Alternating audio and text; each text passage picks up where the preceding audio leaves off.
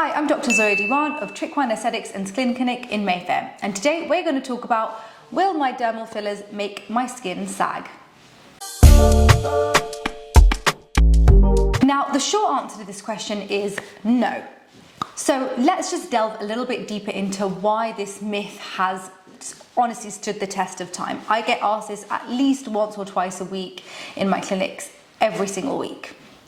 So the concern people have is that, say you put some filler in a certain area of your face, say it's the cheekbone area here, that when it slowly starts dissipating over time and disappearing from your body, the skin that's then left over will start sagging. And that's absolutely not true. And the reason for this is the amount of filler that is being used is A, very, very small, and B, it's made up of something called hyaluronic acid, which your body recognizes and trusts as its own. So when it's in your soft tissue, it integrates really well, and it will cause a really nice lifting effect, if anything, as opposed to a dropping effect. The skin will not become stretched or overstretched, and then when the filler disappears it suddenly starts sagging, like when you suddenly lose a load of weight and then you've got sagging skin. It's nothing like that at all.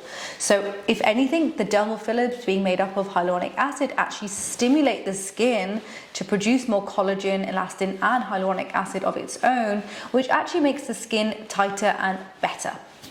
Now, that's not to say that this can't be true for bad practice in certain cases. So for example, I'll often see people that have been elsewhere that have been overfilled in this part of the jawline in an attempt to try and create that super snatched, super duper sharp jawline here. So placing filler in this area is fine, this area is fine, so your chin and pre-jowl, and in your jawline is fine. But placing it in this area here, called our buccal zone, where we have something called a fat pad, which is actually called your jowl, so your jowl fat pad, this actually has no ligaments or anything holding it up. So you'll see on people as they age that they'll get this fat pad that gets bigger with age and will start drooping down here because it's growing and there's nothing holding it up.